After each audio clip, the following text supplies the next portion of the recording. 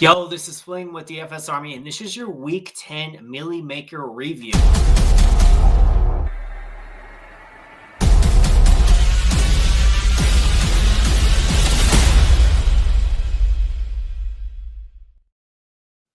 All right, we're going to take a look at what won the Millie Maker, but before we do that, it was a big week for DFS Army. A lot of big wins, fabulous ROI. Knocking down the nickel contest, the Hail Mary, the rush, the Sunday rush over on FanDuel, a pretty big FanDuel day. And not just FanDuel, DraftKings, we're going to get into that as well. But shout out to Mikey. I believe he said in the Discord this was the best he'd ever done. $30 in entry fees, won $5K. Fabulous ROI, as you can see. Purdy, Jennings, stack with a Kittle. That seemed to be the theme of the day, the Purdy double stack. And we got Gemini with a bank here, 4,500. Same thing, Purdy plus Jennings plus Kittle. Bijan, Connor, those were all fabulous plays. Calvin really ended up being the guy you needed to win tournaments as well. Had a great day. Pretty good from Alec Pierce. And the rare double tight end build on FanDuel. And then we had Audi here. To me, this was crazy because literally first, second, third, and fourth place, all Audi 81, 315 entry fees. Absolutely crushed that contest and was able to get 5,200 back. So really good stuff from him. And then Chief ST, Kevin Allen, the geek, leading from the top. He almost beat Giant Squid, which we're going to see here. I think he had to Breece Hall, and he said he needed 4 more yards from Breece Hall, and he would have won. This is literally a fraction of a point behind Giant Squid. Still got 20K, second place there. Almost got the 50K, but not going to be disappointed about 20K. In fact, he dropped a video on this channel. Make sure you subscribe to the channel so you can see it. Check it out. He basically showed his process for taking down this tournament. Banking this tournament, showed the way that he sets up the optimizer. And, of course, he does a cheat sheet each and every week. So he plays the optimizer with his cheat sheet. And speaking of, if you want access to those tools, the domination station, the cheat sheet, the chalkboard, the research station, everything he broke down in his tutorial on how he won the slate, you can do 50% off for your first month, or you can do 50% off for your first week. Use code VIP50 at checkout. I will put the link in the video description. So let's go ahead and get into what won the Millie Maker. Now, I said it was a fabulous day for Giant Squid. I mean, Giant Squid basically won everything, and he did it with a Brock Purdy to Jennings and George Kittle double stack. So it was Brock Purdy double stack, no bringbacks on the Tampa Bay side. And then he had a secondary stack here of Austin Eckler and Noah Brown. So it was really good to see, some proper traditional quarterback stacking, which we saw here with Purdy and Jennings and Kittle. Also had that secondary stack, which was good. And, surprising though, a few weeks ago I said I can't believe how low these scores are. And this week went ahead and even set the bar even lower, 178 points. That is the lowest Millie Maker winning score I have ever seen. The lowest was week 7, 185. So, yeah, we've gone even lower than that, 178, which is crazy that you would see a double stack with a score that low. But nonetheless, that's what it was. Bijan was a great play. He was chalk. He was a core for me. Chalk, obviously wanted to eat. Eckler, that was a play that ended up being good because of the price with Ryan Robinson Jr. out and the fact that he wasn't getting a ton of ownership. So like that, I was kind of surprised. A lot of people ended up fading Bijan. So he ended up being about the same ownership wise as Eckler in this contest, but certainly wasn't the case in a lot of other contests. Just, people looking to fade that chalk in Millie Maker. And then Kelvin Ridley, he was the contrarian piece that you really needed. 25 points, 3% ownership. So really crushed it. Really crushed it. As far as value-wise, it was better than even Bijan's 32 points. Noah Brown, you didn't need him. Juwan Jennings, it's one of those things where he didn't have a gotta have it score, but the stack with Purdy and Kittle was pretty good. So, pricing and everything ended up just winning everything on the slate. And then James Conner here, that game was pretty out of hand early. So, they didn't run him as much as they needed to. He got some rest. Otherwise, he could have probably got 30 in this game. And then New England, this was a really good play, 2,500. This was the one play that 6x'd the salary on for this entire lineup. So really good stuff. A little higher ownership than we've seen recently, but still not incredibly high by Millie Maker standards. I think we're like right at 100% for the season. And then, obviously a lower score. But the best part about a DFS Pro winning the Millie Maker is we can now look at their exposures. See, was it just this one lucky lineup, or were they really onto the right place? And obviously we know Giant Squid because, we looked at all the leaderboards from the other contests. We know that Giant Squid obviously just crushed the slate. And second place was his second lineup was 163. So 2 lineups in the top 50, 3 lineups in the top 150. Let's go ahead and peep user exposures. So Herbert was the highest owned guy and was just under filled weight with Purdy, but a little bit under. So almost filled weight. Little under on Darnold. So, nothing really stands out except he really took a stand on Herbert and, obviously didn't quite end up being the nuts, but had enough for Purdy, just basically being filled weight. And at running back, so did not play a lot of running backs. 1, 2, 3, 4, 13 running backs. Eckler was the highest owned at 28%, so no one above that. And liked a lot of the backs we liked at DFS Army this week. James Conner. I liked Jonathan Taylor, looking like low ownership. Bijan. I love Cook in that spot against Indy. Christian McCaffrey. You had to play him back at 8K. You just had to play him because they said he was going to be full go. So, and then, he was a little over on Kamara, over on Breece Hall, and faded Saquon, faded Swift, faded Aaron Jones. These fades definitely worked out, the Swift and Aaron Jones specifically. And, fading Saquon as well ended up being pretty good. So, overall pretty much nailed the running backs. Adonai Mitchell. So this was surprising to me. I felt like this was super aggressive on Adonai Mitchell, but when I went back and watched the game again, it made sense to me. And it was one of those things where like you have to have guts to win in DFS.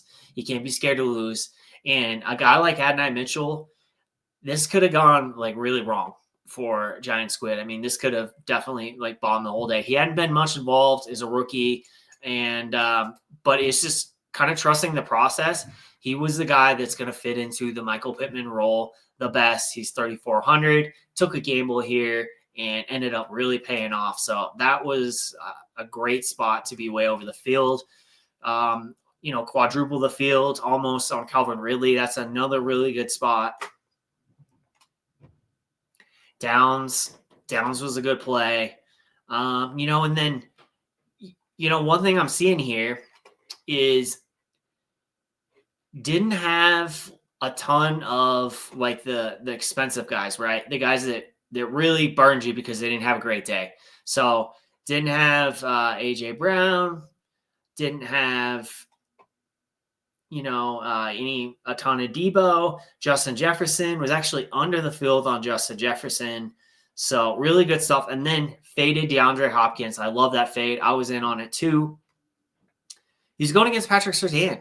And Patrick Surtain locked him down the entire game. And then Hopkins got like a 50-yard grab when they were in zone coverage towards the end of the game. And it made it like a decent play. like a decent finish for the day. I think he ended up with 9 points, but he basically got locked down the whole game, and he didn't make value. 9 points at 5,300. It's okay, but definitely not winning you the tournament. So I loved that fade because it was the right process to fade him going against Patrick Surtain, and it definitely ended up working out that way. But yeah, I mean, was not highly on any of the expensive wide receivers, and they failed. So that ended up being good. Pickens had a good day, really had a great day, obviously, and Adonai Mitchell. So was really good at the wide receivers, and you could see why he was able to just crush everything. Juwan Johnson, 3,300. That was a good one. Disley was cheap. Kincaid, I felt like this should have worked out better. Him and Allen just aren't on the same page. He was wide open for a touchdown. Allen missed him. This should have been a good play. Kelsey had a pretty good game. Could have had another touchdown. So pretty tough for the tight ends. And that's how these things go. Faded out, and that was a pretty good fade. And then it was actually over the field Chicago defense. I was a little surprised by that, but had so much of New England, 29%, that really kind of crushed it. So really did well there. All right, so we're going to look at Utica real quick. His MME exposures, I want to just briefly go through this, specifically because Utica had a different strategy that I was a little surprised by. And then I want to get into some of the smaller field stuff. I ran a poll last week on X and, just basically asking, what kind of contest you want me to review. Large field, small field, this and that. And, one of the request was for some smaller field contests. So let me know, hit that like button. Let me know in the comments what type of DFS contest you want to review on this show. But Utica's top lineup was a Russell Wilson to George Pickens lineup. And, have the same guys we're used to. Bijan, James Conner, Downs, and Adonai Mitchell. So a little bit of a secondary stack there as well. Hunter Henry, George Kittle, and LA Chargers D. Now, one thing you will notice when you look at these lineups, a lot of double tight end. A lot. So I think he definitely let 100% tight end go in the flex, and he got a ton of double tight end. Now, it's interesting because I don't feel like it was a great tight end slate. However, when the wide receivers don't really stand out on the slate, and there's a lot of chalk running back, that's definitely a way to leverage the field. It's kind of like, let me get one of these tight ends that has a ceiling day. And I do a double tight end with a cheapie who has, 9-10 point day. Now, like, I'm in the driver's seat. So Kittle was obviously in a great spot. Dalton Kincaid was in a good spot with both Coleman and Cooper out. It could have gone a lot better. Kelsey was in a good spot with Hopkins, covering Patrick Surtain for a lot of the day. So I think that's probably where Utica was thinking on this slate, just because there was no wide receivers that really stood out. Even Justin Jefferson in a smash spot, he's so expensive that, he was just kind of hard to get to. So that's just kind of my guess, but I don't know. Now, at quarterback, Purdy was the highest owned, highest exposure, and then everyone else was kind of 11%, 12% or below. So, no real high exposures, pretty flat overall, except for Purdy, and even just with Purdy, just over the field on Purdy. Now, Bijan. So clearly loved Bijan. I wish I had this much Bijan. Wish I had the guts to play that much Bijan. I definitely should have been more on Bijan. 58%. Awesome. And, did pretty well with the running backs. No, really big landmines. Faded Saquon, faded Swift, faded Jones, under on Kamara. So overall, did really well with the running backs. And then, played a lot of downs. That's it makes sense because he was going to get a lot of targets. And same thing with Shakir. So I loved these guys. I didn't love them that much, but that's a lot of exposure there. Good amount of Adonai Mitchell. Just even on Jefferson. And that's kind of one thing I've noticed. Even with Justin Jefferson or under the field, no one was way over him this week, and then faded Hopkins again. So, the DFS Pro faded Hopkins. Under on Jennings. Under on Matt Collins. Matt Collins had a pretty good day, so he wanted some of him as well. And defense, New England defense. So really probably helped a lot of the lineups get in the money. So you only lose $400 in the Millie Maker, and your top lineup is $1,300. That's pretty good. So just consistent, right? 146, 146, 146. So just a lot of consistent lineups. So really good stuff. And I think, having the Patriots D for 16 points in a lot of those lineups certainly helps, right? So good stuff for you to cow. And by the way, our boy Sliders almost won it again. And once again, I think so his top lineup here, Mahomes to Kelsey. First off, Mahomes missed a bomb to a wide open Worthy. He also had another touchdown miss to Travis Kelsey. Sliders, I think top 20 he finished in this, just outside the top 20. And once again, it's super close. It's one play away from being able to potentially win the whole thing. So good on him. He continues to be so close, one spot away so many times. DFS Army VIP, shout out to Sliders. So let's look at some of these other contests. Let's kind of finish this up. Want to see what won the flea?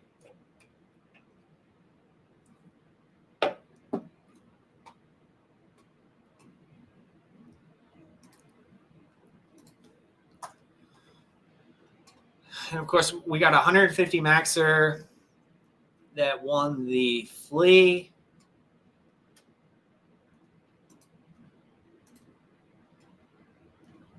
And so this was a Derek Carr to Alvin Kamara to MBS. So this was a really good lineup. And that's impressive. Having the MBS at less than 1% ownership. It's funny because I feel like I nailed so many things about the slate this past week and, continued to finish on the top 1%. But it's like you had to have Calvin Ridley or you had to have MVS to be able to win a tournament, and just didn't have either of those guys. Played a lot of wide receivers, but just no exposure to either of those guys. Played Tipton, but not MVS. And MVS clearly was what you needed here. So this was Carr plus Kamara plus MVS. I like the running back, pass catching running back stacked with the quarterback, right? But this lineup was pretty wild. A lot of low percentage plays, like Bucky Irving is a backup, Pearsall, MVS, crazy. Derek Carr, just himself, Derek Carr is a low percentage play. If you know, you know. If you've been playing DFS or fantasy football for a long time, incredibly inconsistent. 1 week he'll have Michael Thomas going off on Twitter about him throwing hospital balls and him just being terrible. Next week, 20 points. So that's Derek Carr. But let us kind of look at the 4-4-4. And this is like really small field stuff. Now, the 44-44 is going to be a lot of DFS pros, right? Because, who has, like Giant Squid, for example, here? Who has a BK Reader, another DFS pro, Alice Smizzle? Who has the bankroll to be able to play in contests that are this high of an entry fee? Most people don't. 99% of DFS players don't. So you're going to get a lot of sharp players, and that's why even though the contest was, 634 people, the top score, not too far off from the Millie Maker, 14 points. So this was a Purdy to Christian to Jennings to, so Purdy +2 with Christian McCaffrey. Same idea as with Kamara. He's a pass catching back. You can stack him with the quarterback. And had Bijan as well. So, paid up at the running backs. Now, had Hopkins. You didn't need him, but in a contest this small, you can have a guy like Hopkins who only scores 9 points because you don't need the perfect lineup, right? You just need to be right on a lot of the other things, like 3,400 Adonai Mitchell, Juwan Jennings, 16 points, at the same price roughly as Hopkins, Taysom, and James Conner and Philly D. So 20 points from Philly D. So just Purdy +2.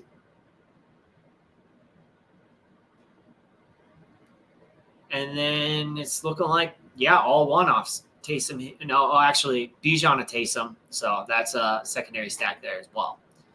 So, single bullet, won a milli with 44 of an entry fee. Let's see what Giant Squid did here, see if his exposures were any different. So they were. This contest, you could see he went now, he had 10 entries into this. So when we talk about large bankroll, he put over 20K into this contest trying to win a milli. And he went Josh Allen, Purdy, Herbert, Arnold, and Aaron Rodgers. So it looks like he had 3 Allen, 3 Herbert, 2 Purdy, and then 1 Rodgers, Darnold. Ramondre and Eckler. So it looks like his thought process in here was, how do I get to the top? I'm going to have like a strategic fade. He's got 1 Alvin Kamara lineup.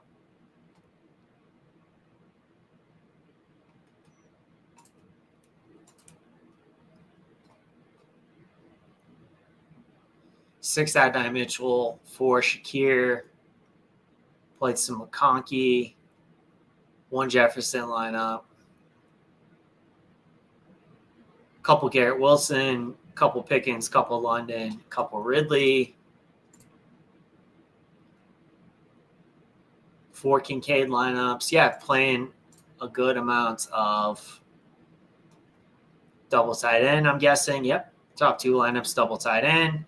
We had Josh Allen +2. Purdy +3, Christian McCaffrey, Jennings, and Kittle.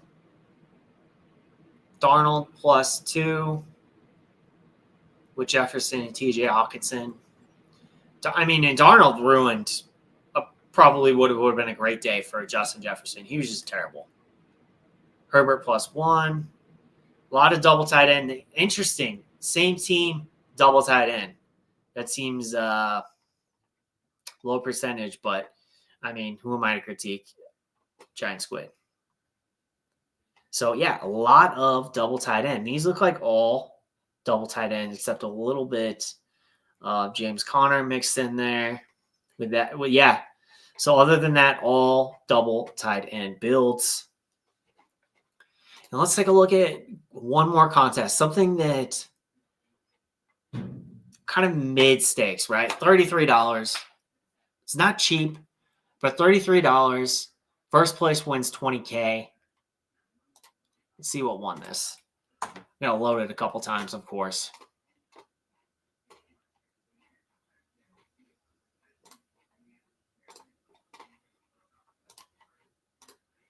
Okay. So, pretty much same idea. 5 points different from the last one. And this was going to be Purdy plus Kittle. So, it was Purdy all day. I think that's kind of the main takeaway. It was Purdy. It was Purdy plus Christian McCaffrey. It was Purdy plus Jennings. It was Purdy plus Kittle. But it was some combination of Purdy because he had 26 points. And wasn't the kind of slate where we had, any guys go for 30 plus and just really kind of crush the competition, but bring someone along with them. Purdy was a guy. You had Swift. Didn't matter because you were able to crush on Calvin Ridley and MVS. And a contest of this size, nailing the MBS play, that makes up for a multitude of sins like DeAndre Swift, only 7 points. Crazy lineup here. And of course, this is an Eckler and George Pickens little ping pong stack. James Conner is a one-off. MBS is a one-off. Denver D. Pretty good stuff. But yeah, I think that's going to wrap it up for this week 10 week in review. Again, thanks for joining me. Make sure you subscribe to the channel. We have a lot of content coming your way. Showdown content, first look dropping tomorrow. And then, of course, we got tournament tactics on Friday. So make sure you subscribe to the channel, and we will see you all next time. Big time, no man, diamonds in my teeth, I got a lot of shine.